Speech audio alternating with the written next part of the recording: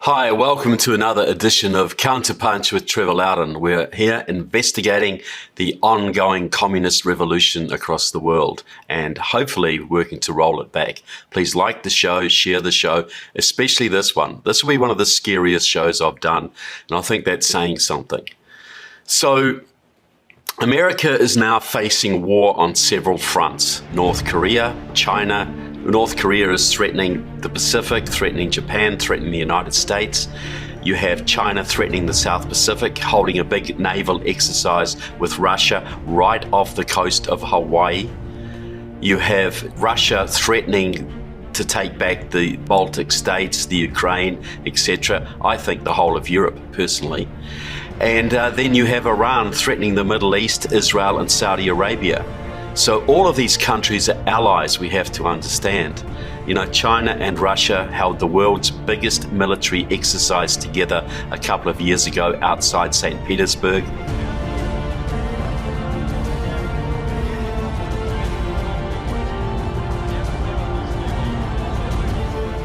They're both members of the Shanghai Cooperation Organization, a big political, military and economic alliance. Iran is an observer to that organization. These countries are working together and their number one enemy is the United States.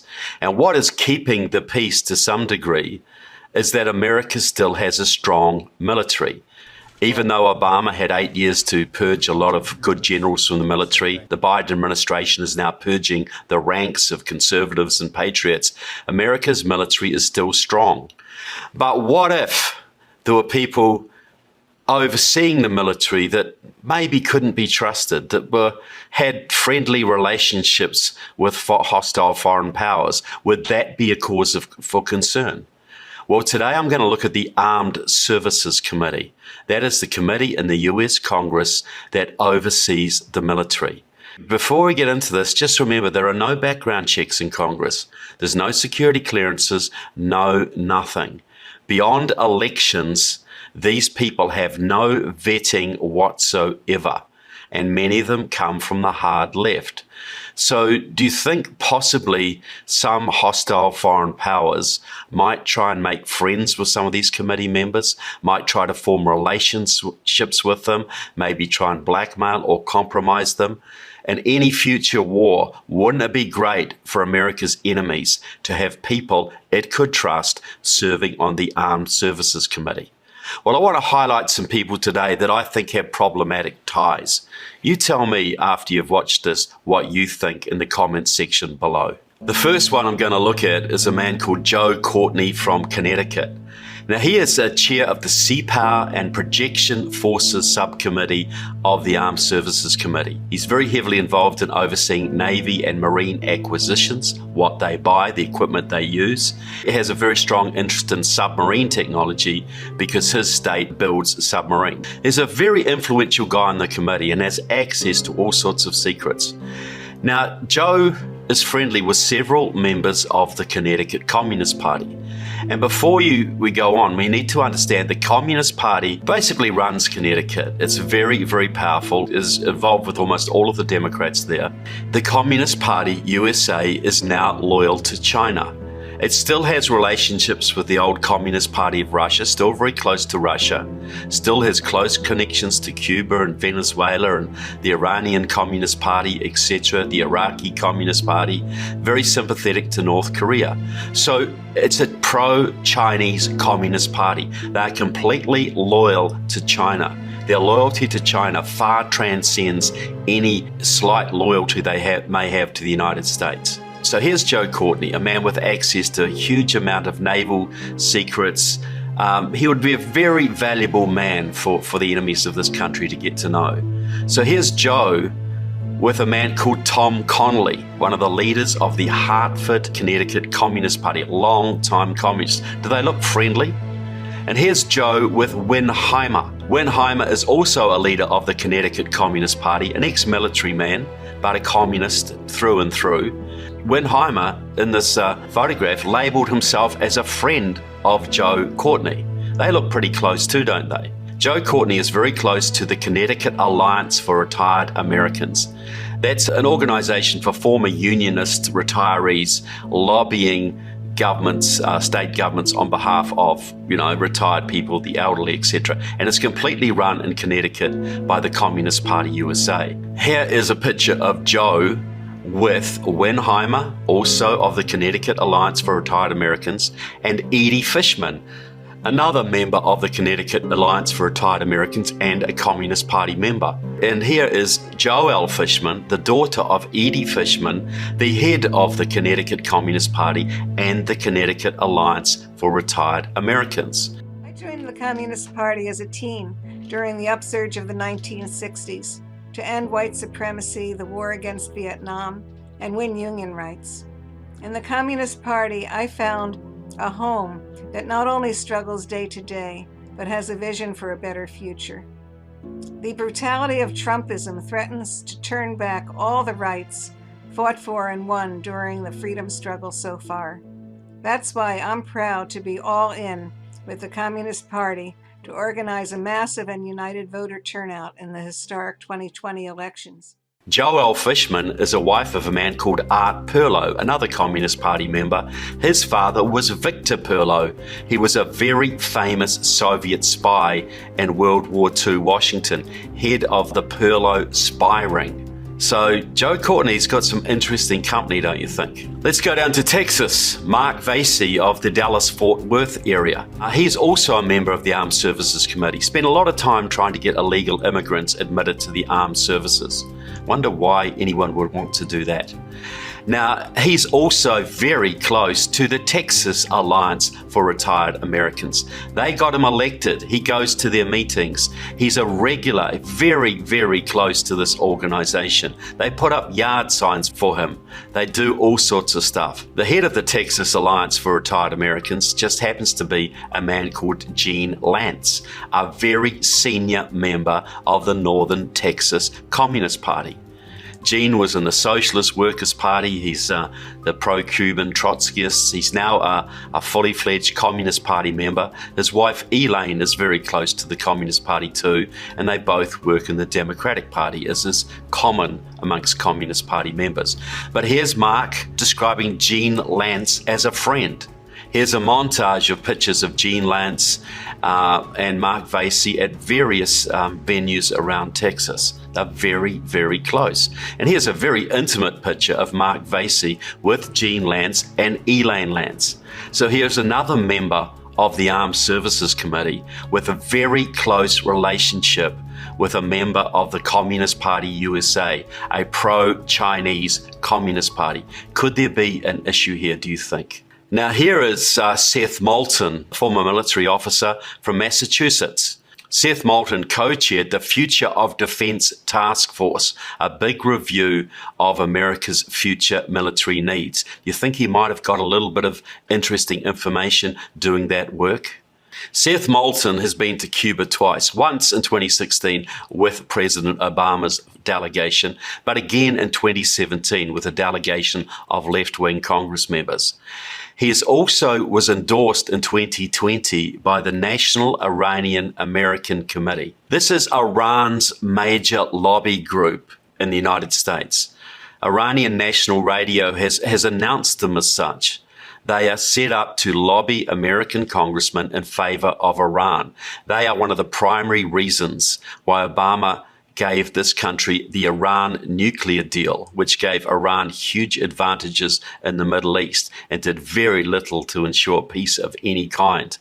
Well, Seth Moulton was endorsed by this organization in 2020, and no doubt that endorsement came with some funding. They have a PAC, they give out money. So that, I think, is a little problematic. Seth Moulton also, by the way, had a Marxist intern back in 2017, a young woman called Liz Drinkwater, a member of Democratic Socialists of America at the time. And he also had a staff member called Marvin Hippolyte, who is very close to Liberation Road in Massachusetts, which is a pro-Chinese communist organization.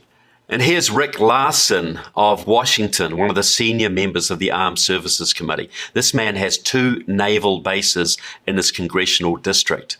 Well, Rick Larson is a leader of the US-China Working Group. This is a lobby group inside the US Congress that basically works as a lobby group for China to increase US-China trade, to increase Chinese access to American markets, to increase the flow of information between China and the United States. Rick Larsen has been to communist China 9 times through his work.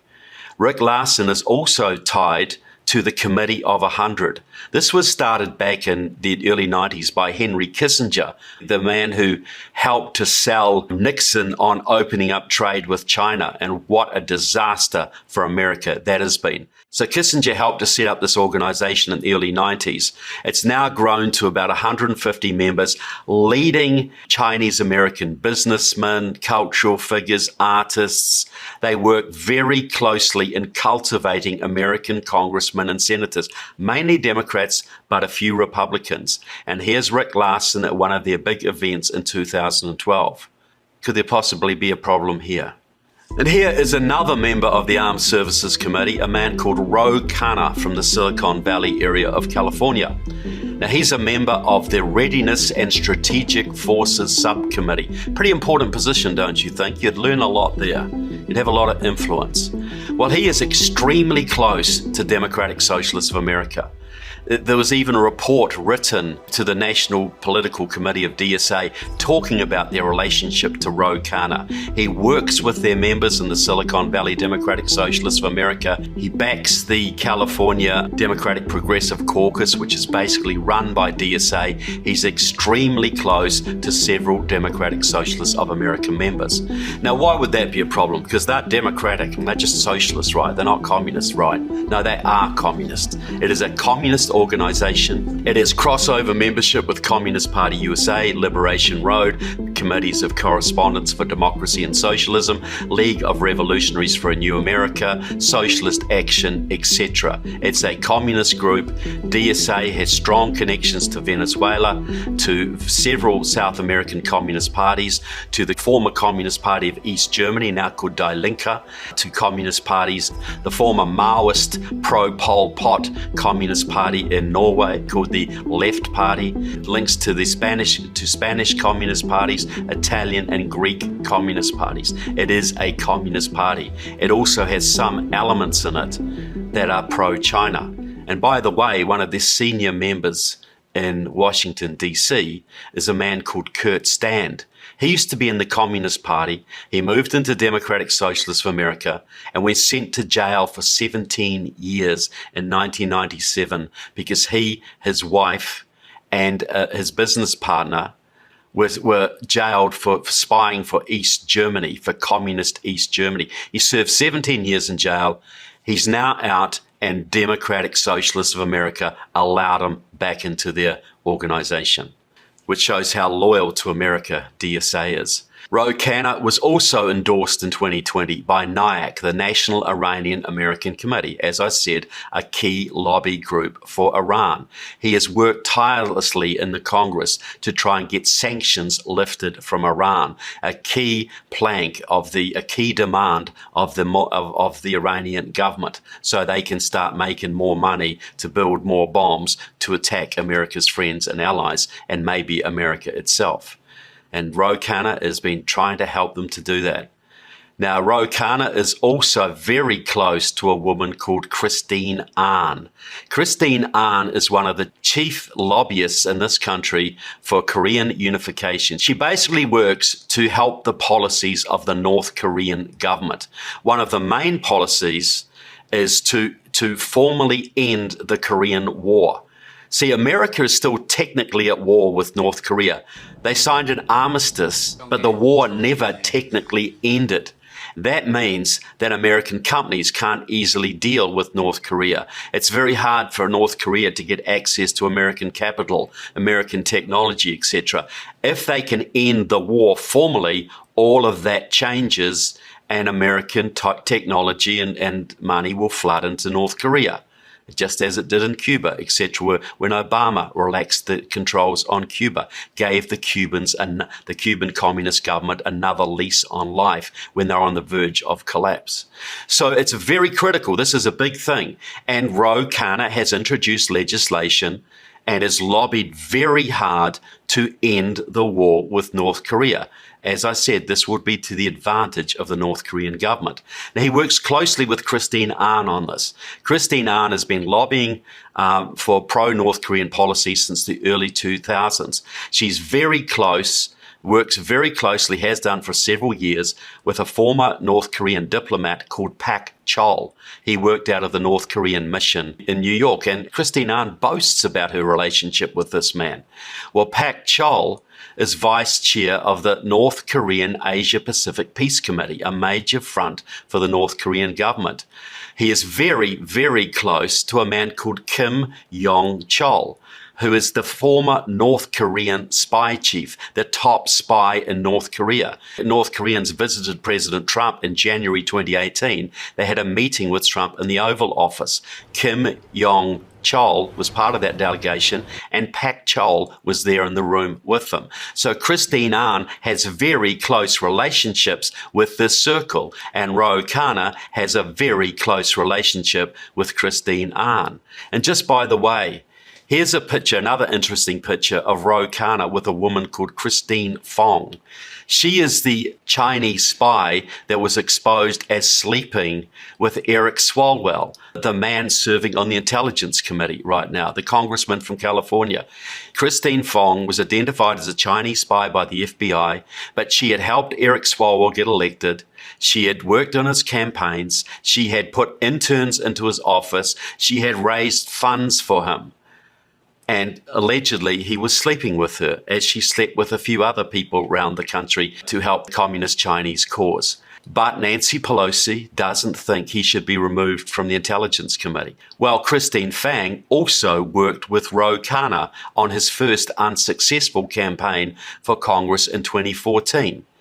She wasn't around for his successful contest in 2016 because when the FBI went to Eric Swalwell, she took off and left the country and hasn't been seen since.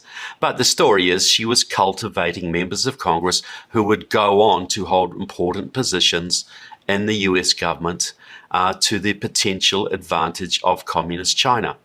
So I hope this gives you a little bit of pause, a little bit of reflection on the House Armed Services Committee. You know, every single day, America sends its brave sons and daughters overseas to fight horrible foreign enemies. But every day, I believe they are being let down and betrayed by domestic enemies. And anybody who's taken the oath of office knows that you're supposed to guard the Constitution against all enemies, foreign and domestic.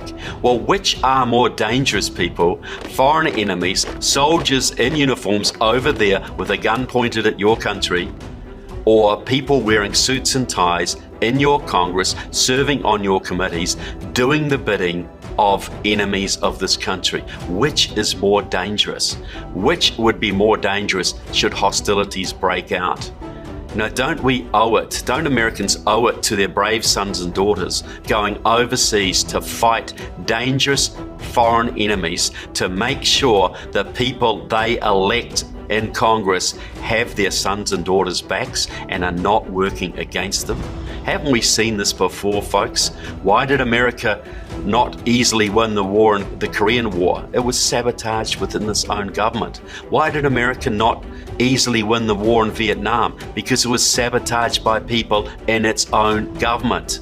This has been a pattern that's been going on since World War II, and now we have people on the Intelligence Committee that I think at minimum have very problematic ties.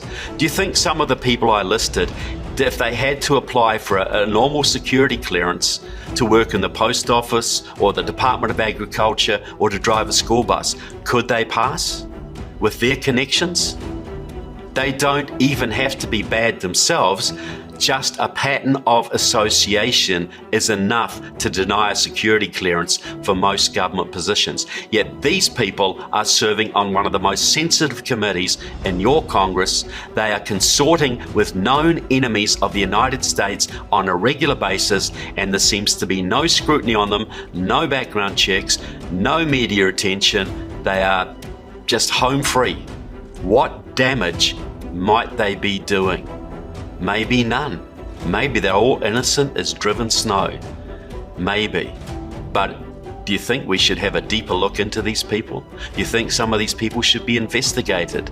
Maybe removed from that committee? Maybe removed from Congress? Maybe removed from society, meaning in jail for a very long time? What do you think? What do you think?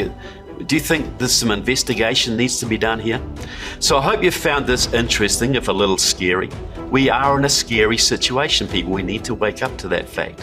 So please share this video, like the video, put it round to as many people as you can, especially to any politicians you may know.